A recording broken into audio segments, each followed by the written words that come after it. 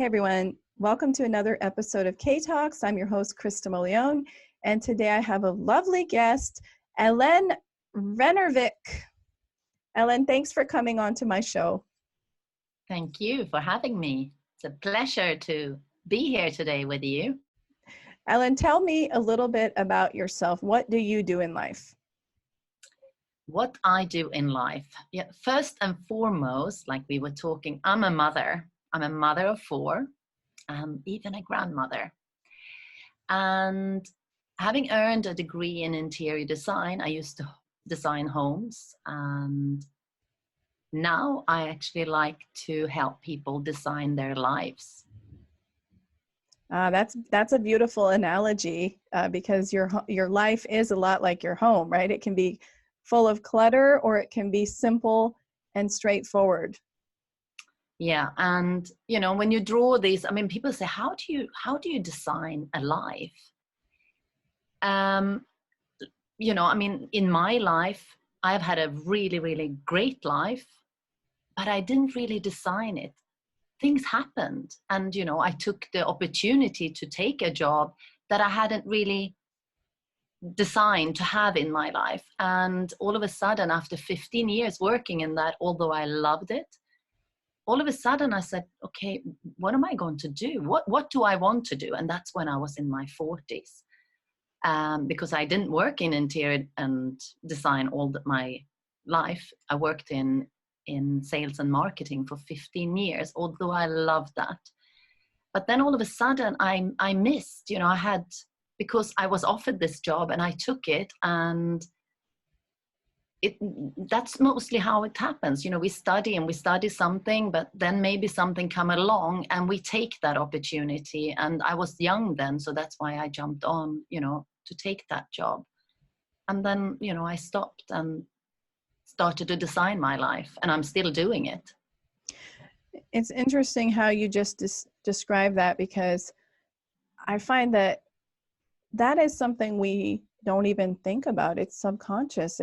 We were taught that we have to get good grades, that we have to get into university, that we have to have a profession. And so the first half of our adult life is very much going with the flow, following the steps that we have been taught since we were very small. And all of a sudden, you come to the realization midlife, something's different, right?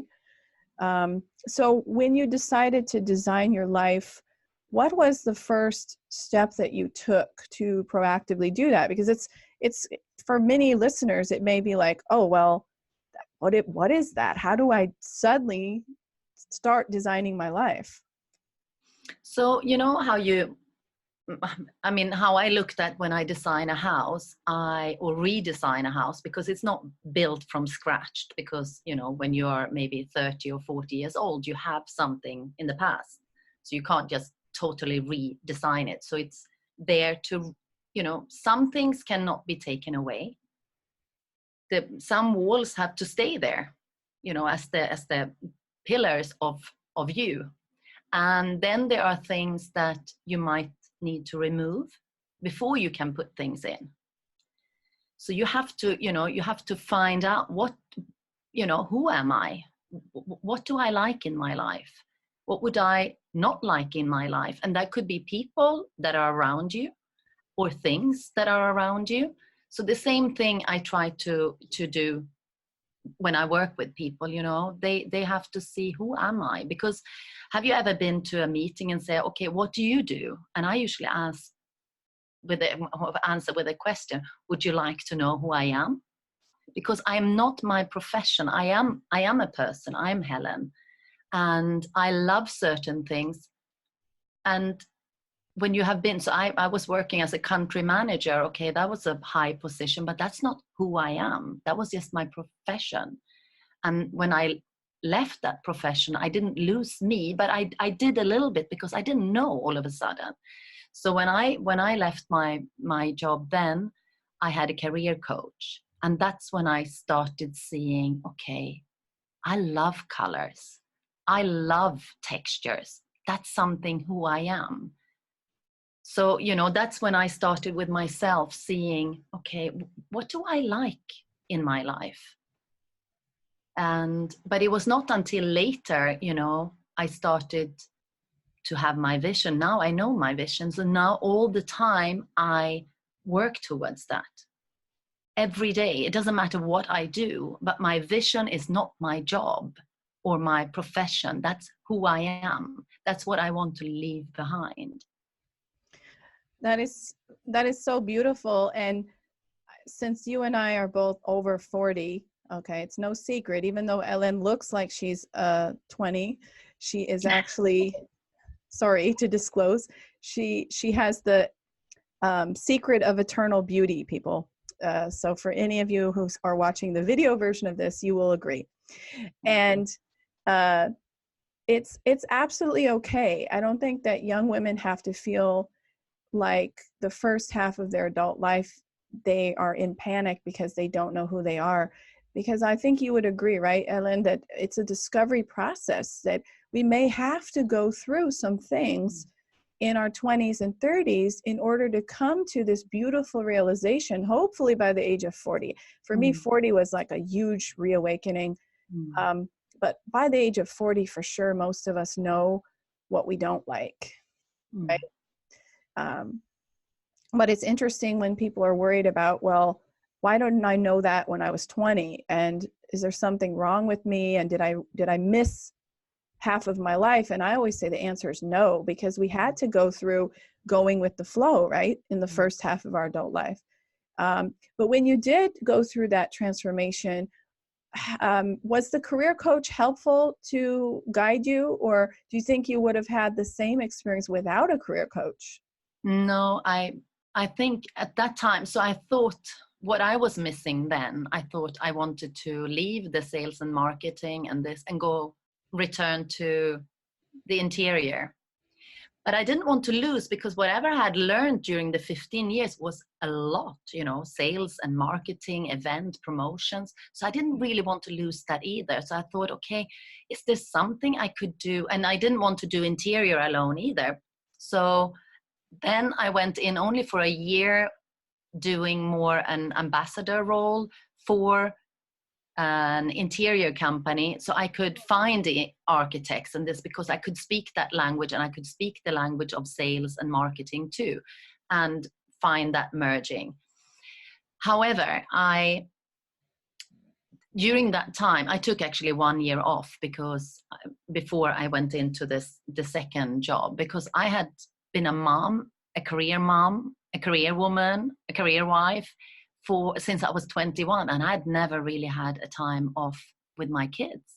So I took a year off, and during that year I actually started training a lot. I've always loved working out with strength training, yoga and ballet and all these things.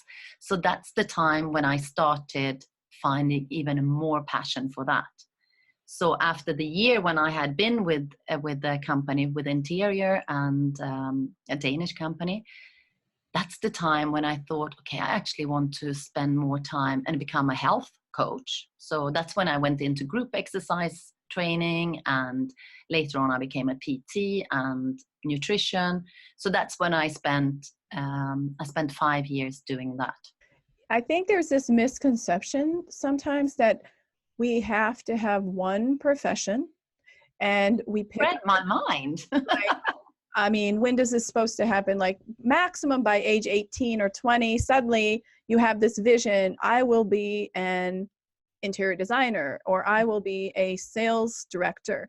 And then for 40 years, you just continue doing that, and you're never bored and you're always happy. Life definitely doesn't work that way, does it? Right? I mean, what you just described is you're listening to your instincts, and you were trusting your inner voice, and you were also very creative and curious about where your life was going to take you next. But it definitely wasn't just this linear path, right? And that's what a lot of people think, because especially, so I was an FMCG, multi-international company. That's where people will stay. So I went from there to the other side. And usually you don't do that. You follow one career. I mean, I should go in and continue, but I didn't. And then, I took many turns. But that doesn't mean yes, it could be if I want to go and get rehired again, because maybe they like to have somebody who has been in linear. However, I think creativity can come in anything. And now, because I know my talents and I work on my 5 top talents, that's my strength. So I have, again, after 5 years being in health and fitness, since 4 years, I changed again. So I'm where I am today as a coach. Where did that turn come from, going through health and wellness and nutrition to coaching? And tell me a little bit about the coaching that you're currently doing today. What style of coaching? Did you receive any like training or have a mentor, etc.? I'd love to know more about this. So since early 2000, I was always following Tony Robbins. I went to his events and all these things. But after a major event happened in 2015, when I had to, and I'll come back to that afterwards. So when I had to stop for a year of working, I could not, I had to take a year of leave. I could have taken it longer too. However, that event changed my mind. And after that event, that's when I got a coach myself. I started studying with ICF. So I'm an ICF certified coach. And I did a leader coach. For a year, I just immersed myself in learning every different things in coaching. You don't have to go and do that. For me, I just wanted to learn new tools. And I really found a lot of tools. Of course, we are all different coaches. And if anyone wants to work with someone, yes, it doesn't have to be somebody from ICF or, it's just that, you have different tools. When I was a coach, when I was working as a fitness and health, yes, then I had fitness and health and nutrition. And now I just got different tools. And I do believe, and now I'm also I have introduced now in the last year, more tools from my interior and merged those, because I do believe that whatever I had learned before doesn't have to be taken away. I could merge them and use them. I love that. Yeah. That's really a good way of looking at it, because a lot of people who do any kind of pivoting in their lives or have breaks in their life, they see it as a setback, or they see it as, I used to be an expert in this area, but now I'm a nobody in this new area, which is absolutely not true. And what you just said is so strong, how you should look at it as merging your talents and taking away all those transferable skills. Like, let's focus on what skills you had in your various points of your life, and even during your time off, mothering and organizing a family and managing a schedule for your household. And there's so many skills that women tend to undermine themselves and say, well, I was just a housewife for a year or 2, or maybe even 10, while I was raising my children. I'm like, no, you weren't. You were a CEO of the home. Oh, that's big. And what about your clients? So do you have a specialty of coaching clients that you particularly service? Yeah. So, so I said, I thought I call myself a leadership designer, because I do believe we are all leaders in our lives. And like you said, especially mothers that do tend to, or if they stay at home, they're also leaders in their lives. And all the ones, if they have kids behind, they are leading them too.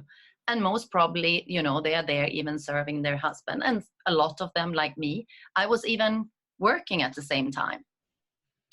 So I have now niched down even further. So that's now when I have drawn the similarities of how do you design a home. And so an architecture and interior design, so I have both of those. So I can hold the structure. I don't have to just work with colors and texture and this. No, there's structure, and those have to be followed. There has to be a process that it goes through. Even though I am very free and this and whatever, no, but there is a process. like I said, if we don't have a vision, this is what I most of the time find people, if I'm out speaking and I ask, do you have a vision? And people put up their hand for yourself, then the hand goes down. And that's very important. So if you start with a vision and then work back, okay, what do I have to do? Because we don't know. Tomorrow is not promised for us. So what do I have to do today to all the time, going towards that vision is all, and then you follow through every day. I have a word for that. I call it my North Star.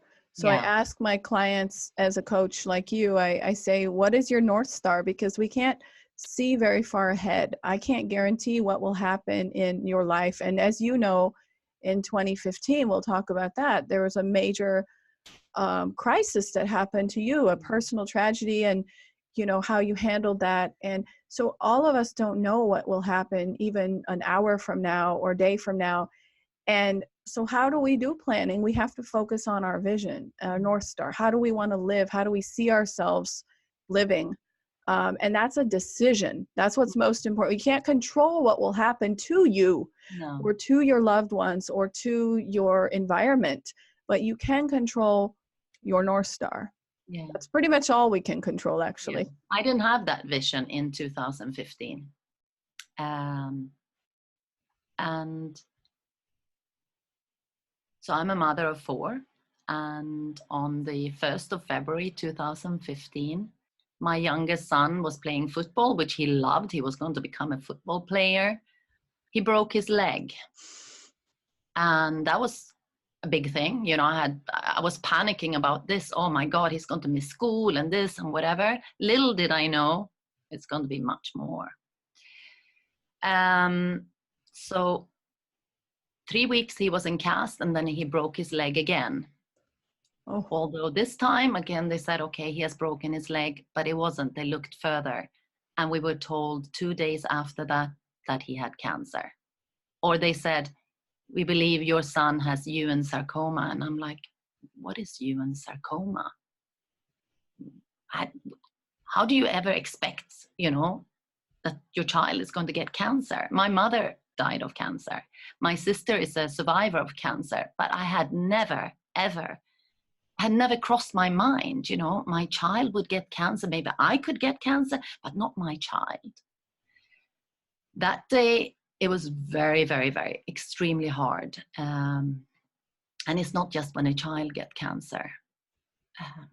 The parents around, I had my other children around. We had to leave. We were living in Dubai then. So everything, but I only focused on my son. He is going to go and get the best treatment. So we went to Germany.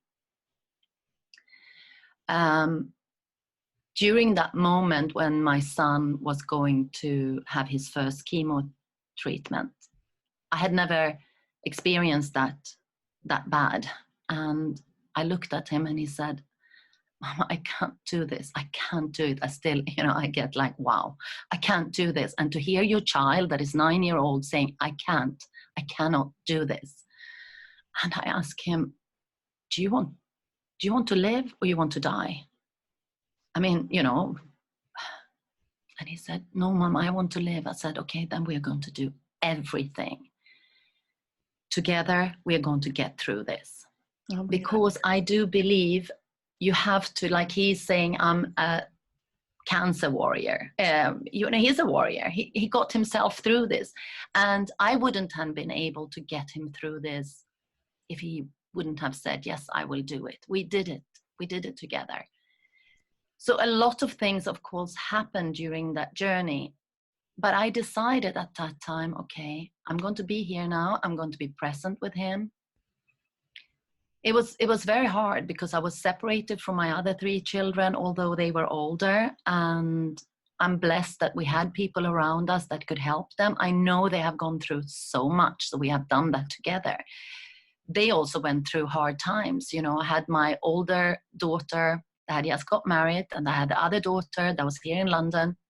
And my other son, my older son, he was going through high school. And, they were all different levels. But me as the mother, I had to be that you know, as a mother, we always say Mother Earth and this and whatever. I had to be that strength, because if I would fall apart, then the whole family would fall apart. So I took it on myself that I am going to be, I don't know where I got the strength from. I have no idea. I got so much strength. I was never sick during a whole year. Wow, you know, you can do it. I'm just going to go and do it. My son is going to get through this. There was no other way. And I didn't want to be sad. When people came that first week to the hospital, I said, I will meet you downstairs and you can cry to me there. But then when you come up, I want you to come with a smile to my son. It's not that my son didn't see me sad during that time, but I just felt, if I'm falling apart, because children, they can take so much from the parents. If the parents are falling apart, I feel that maybe the children can take it too. And he was not too young and he was not too old. 9 years old, they do understand. They do understand more about death. And if they are younger when they get cancer, because I've seen all the different ages, then it's a little bit easier, but it's very hard for the parents. And if they are teenagers, then they become very withdrawn and they can become very depressed. And it was on 15th of July when, so that was, you know, from March, April, May, June, July, when he was having his operation. My daughter, who was here in London, she was going to graduate. She had her graduation party. Her father went there, and I was in Sweden with my son, who was going to go through his operation. She said, how can I go and celebrate? I said, this is life. Some people celebrate, and it, you know, we can't stop. You go and celebrate and do it, you know, because she had finished 4 years of university. Of course she has to celebrate, but she said, I can't do it. I said, I want you to go and celebrate. I was in the operating room. I said goodbye to my son. I didn't know if he was going to wake up. I said goodbye to him. I went to a park that was opposite the hospital, and I was so present there. And that's the time when I decided I am going to live present from now onwards. He had said something to me earlier before he fell asleep, or before he was put to sleep. I said, what are you going to dream about, baby? I'm going to dream about me and my German Shepherd walking. During that, my trip out to this park, I sat on a bench and I looked out on that field, and I saw a young man walking with his German Shepherd. I was so present during that moment. I knew that my son is going to walk. How? I have no idea. But later on, I got a call saying this operation was successful. Oh my God. So from that time, I have had no idea what am I going to do and this and whatever, but I just knew. Even in a moment that is so hard, we have a choice. I had the choice of either breaking down, being depressed, being worried for maybe 7 hours when he was going to be in the operation, worrying my whole family, or I had the choice to go out in nature and really embracing it. And that was my choice. And from that moment onwards, I have lived like that. That is so beautiful. And as you can see, for those on video, you've made me cry, because I'm imagining us as a mom like you, 4 children and a little 9-year-old boy, and how you found the strength to hold it all in and hold it together. And, you know, we talk about mother's love, and I think, you know, maybe we're biased because a father, of course, loves their child as much, but it's so amazing that in these moments where you really need it, there's the calm in the eye of the storm. That's exactly what you described, going to that park and sitting there and being so present. It's just so powerful, because for me, I just can't even imagine. It would be torture, 7-8 hours waiting and just praying and not knowing exactly what's going to happen. And also, I don't know how if something like this happens to you, how you can get past the feelings of anger and injustice and depression in those moments when it's happening.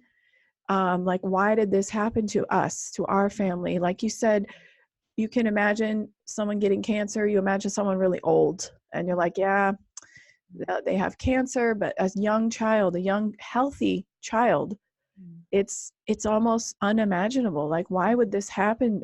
Have we done anything wrong? Did we not, um, you know, eat the right things, or we weren't taking good care? Maybe during the pregnancy, maybe I was exposed Everything to like that. I radiation didn't or smoke. I some didn't chemical. drink. I have always eaten well. My son, he had antibiotics one time, but I gave him, natural remedies. And all these things goes through our head. But when I was in this hospital, when I saw newborn babies being breastfed while they were having their chemotherapy, that kid baby. But these mothers, so I have 2 other mothers that I have written in my book, and we all have that connection, regardless what age it is. Even if your child is, I have another man who wrote in this book, he was 28 years old. His mother felt the same way, even though he was not a young son. He was 28 years old, but I spoke to his mother afterwards. She felt the same way. Our children, regardless what age they are, it's so hard for us to have a child that is sick or that is dying, and I feel with all those women. However, I always say that even if we do lose, my mother lost, I have a sister that was older than me and she died. And my mom never stopped loving her.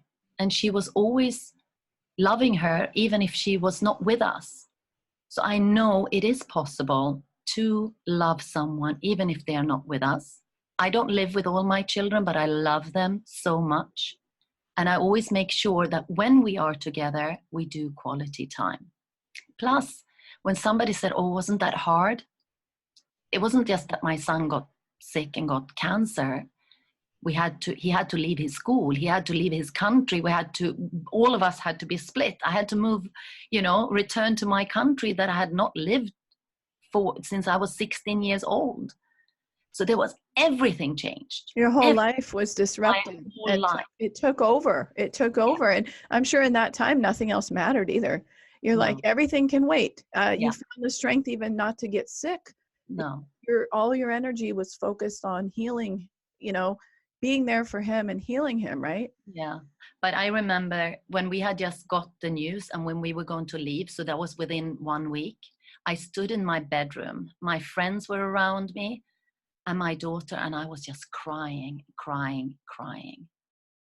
Oh, what am I going to do? I'm going to lose my home. Where am I going to go? And all my things. I was just thinking about the things today. Living with a suitcase for that time, and I left my beautiful home, all my clothes and all these things. They don't matter. They really do not matter. I know it's good to have, but it's not a must-have. And what happened to me and what happened to my son and what happened to our family, especially what happened to me myself, made me realize I must do a difference. What have I learned from this? What is the reason? Not why it happened to me, because why is try. Okay, try me. But what is the reason it happened to me? Mm-hmm. If it wouldn't have happened to me, I wouldn't be able to be where I am today. I wouldn't be able to hold other people and hear them, whether they have cancer or something else. I wouldn't have been able. So it's everything that we are thrown at us in life. If we look at it, even the fears we have, that's what I do with my clients. The fear, see it, feel it. Does it have a face? Does it have a name? Who is it? Because when we see it, then we can deal with it. Am I fearful for things? Yes. However, I know I am not going to live here forever, but I can make a difference today. And I must make that difference today. And my vision is that I desire to make a positive difference in this world by inspiring people to be the best version of themselves. I can do it tomorrow. However, I have to start today. I have to share, see, hold that person, see who are they, and get that out. You know, my daughter, she was telling me the other day, my oldest daughter, she was speaking to me, and she sent me a message afterwards. She said, "Thank you, Mama, for being positive and for bringing that positivity into me.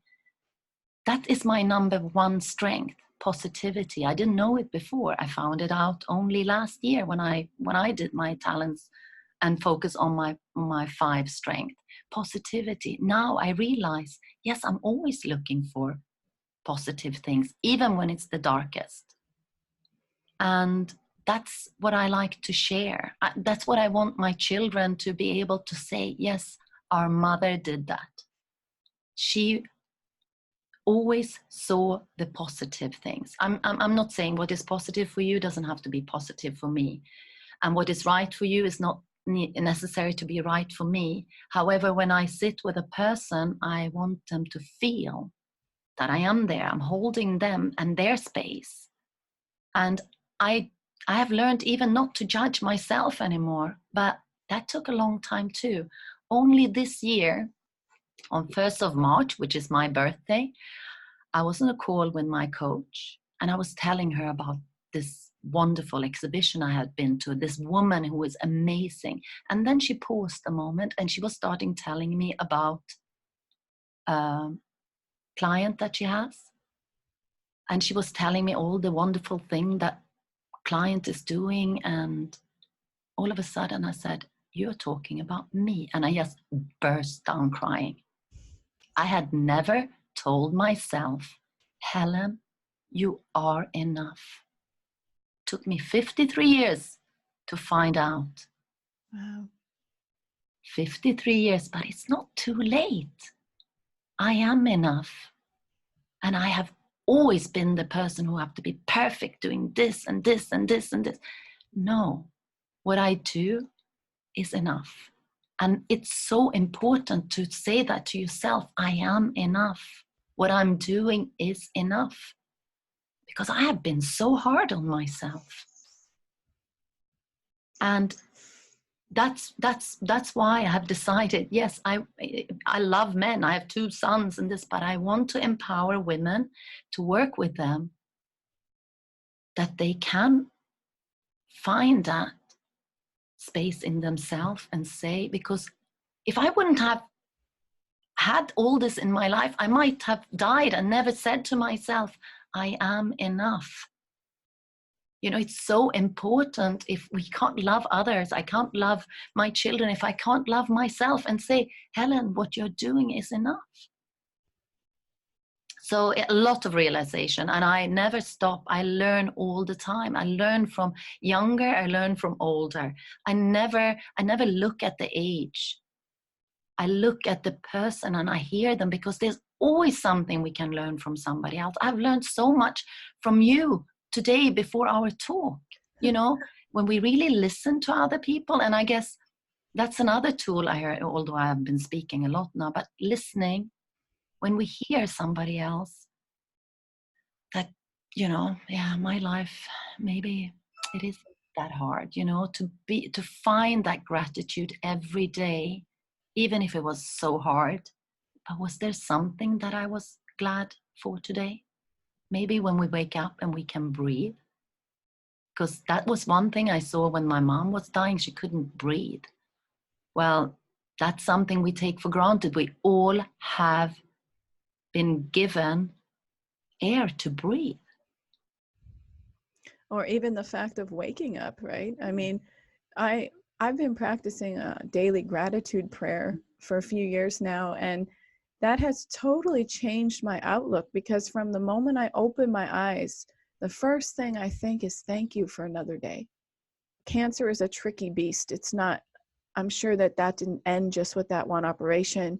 How have the last 4 years been for you and your family? Yeah, a lot of things happened due to that, because we left Dubai and we didn't return to Dubai. After he had his treatment, that was for a year. He sat in wheelchair for a long time because he's removed part of his leg. We realized that the best place for him to stay is in Sweden, because he's lucky that he has got an extendable prosthetic, so he has lengthened that leg. And he had to go for regular controls. You know, that was the best thing in Sweden. However, that meant that he could not be with his father. His father is not from Sweden, so he was thinking about, how am I going to support my family? So he was living in Dubai and we were living in Sweden, and the kids were spread in different places because they had to go and study and this. Yeah, so it's been, uh, yeah, Life-changing moment. yeah, Completely disrupted your world. You have such inner strength that it's I commend you, because I don't think many people could be here today talking about this with such positivity. So I'm so happy that you found out that positivity is your strength, yeah. and you can And spread number it two to is others. empathy. And that's another thing, being empathetic is different than sympathetic. And I think that also helped me, although now I know about it. That time I didn't know it.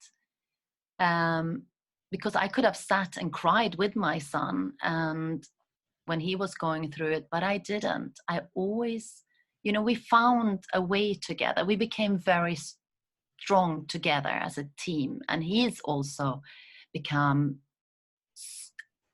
so strong for his, young age. And I hope that that's something that he's going to share later on when he gets older, and that's something I encourage him for. But even, the book I wrote, one of my daughters, she said, I'm not ready to read it yet. Because although because she's gone through a lot too, they have all gone through a lot during that time. And they will always be, when they hear something like that, or cancer. Now he had his operation again, Yusuf, in June. We were worried, but I couldn't be worried, because then again, a lot of things have changed since when he was, during treatment. This time it was so much easier, and now he is so strong. He said, I'm going to do, now he's away during the summer. He said, I want to become strong again. I want to be strong when I go back to school, and I want to start boxing and this. So even him, he has also grown much faster than other kids have done. It's just so inspiring. He's very lucky to have you as a mother. We haven't talked about your book yet, and I really want to make sure that people listening to this get a chance to hear about that. When did you start writing this book, and when did the idea come into your head Yeah. to write a book? Going through all of this, I can't even imagine, on top of going through all this, I'm just going to find the energy and time and write a book. You're amazing. When I was in this, when we were going through this, I said, okay, I have to write a blog, because I wanted to write down everything that I was going through. The first thing you start to do when something like that happens, you go on the internet and you try to find, what's happening. Mm-hmm. And you hear all the horror stories. And, the community for children with cancer, it's not that much. Although now more and more are surviving, which is great. During that time, I said, okay, I will start a blog. There was no time to start a blog. And I didn't even write down all the things. I took pictures, but it was in my mind. Then in 2016, when I was studying to become a coach, during that time, that was the best time I took a coach. And when I was studying to become a coach, because I had to work through all the things that I was going through, and to take that, not to go into my problems, but okay, what am I going to do now? I had no idea what am I going to do. That was the best time. So I know that's something in some countries they do give families or people that have gone through cancer a coach. Because we are here today, we can't return to our old life because that's not there anymore. And even more so with a family, what are we going to do now? We can't return to how we were before because nothing is there as it was before. So when I went through the coaching, I just before in one of the coaching exercises we did, all of a sudden I came up, I have to write a book. Okay, how am I going to write a book? I went for writing retreats and this, it didn't work for me. So that was 2016, and I tried different things. Then in 2017, that didn't work for me because I didn't have notes. I didn't know. So I thought maybe I could hire a coach that could coach me through how to write a book. Mm-hmm. That's what I found. And that was the best thing. She's amazing how she got me to dive deep inside. And the book is nothing how I thought my book was going to be, because this book is not only about our journey, it's about what you can do. Because then I had learned new tools that you can use, that I maybe subconsciously had used during that time, but not really. There are tools that can make it easier for you. That's why I called my book Hoping and Coping, because if you can find a way to cope during a difficult time, it could help you and the people around you. So I started writing the book in February 2017, and it was finished in 2017 November, but then the editing and this, and then I released it 1st of March 2018. No, 18, yes, a year ago. On your birthday. Yeah, on my birthday. That was a birthday gift. That was a moment to receive this book, was like, wow. Your legacy. I really commend you for going through so much tragedy with such elegance and grace, and most importantly, giving back to the world through your book and through your coaching. Do you do any speaking to cancer survivors or anything for parents who can definitely relate to you? Yes. So in Sweden, we have the Children's Cancer Fund, Barncancerfonden. I'm part there as a support parent. So we go to because when children are sick with cancer, they stay in the hospital a long time. Mm-hmm.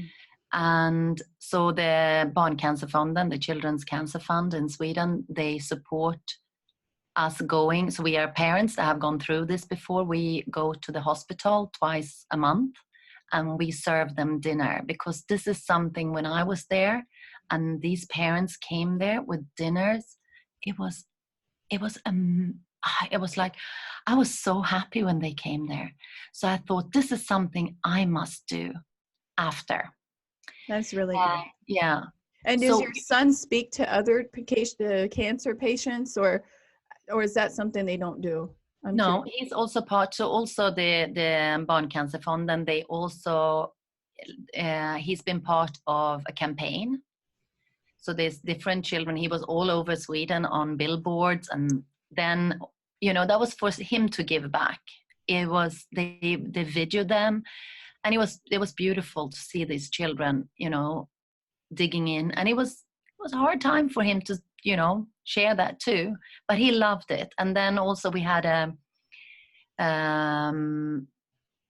it was the humor or the comedy prize this year in Sweden, which the Children's Cancer Fund, they were part of that too. So he was there with other children and they were singing. And there was also, he wants to do a lot more. He actually had an Instagram when he was sick with cancer, but then last year he has deleted everything because he's a teenager now. He wants also to be, just a normal boy, whatever carefree. Normal is. Carefree. Yeah. He doesn't have to carry that label with him. No. it will be part of who he is, and I'm sure he'll find more ways of giving Yeah. back. Maybe he'll become a doctor someday. I mean, Yeah. you never know, right? You never know. He's only 13, Yeah. correct? What a Yeah. brave boy. Yeah. And a wonderful mother. It's not a surprise. Not a Thank surprise. Thank you so much, Helene. And I'd love to put in the show notes a link to your book, Yeah. a link how people can reach you after listening to your amazing story and knowing what a positive, strong person you are. And lastly, any kind of cancer research support that we can contribute to, or just aid in any way to. So this month is actually the sarcoma awareness. July is sarcoma awareness month. Yeah, I share a lot. You know, any support you can do to cancer. It doesn't, you know, I'm supporting all kinds of cancer, children's cancer, breast cancer. My sister is a breast cancer survivor. My mom, she died from lung cancer. So I believe anything anyone can do, not just for that, but also being there as a community. The community is very important.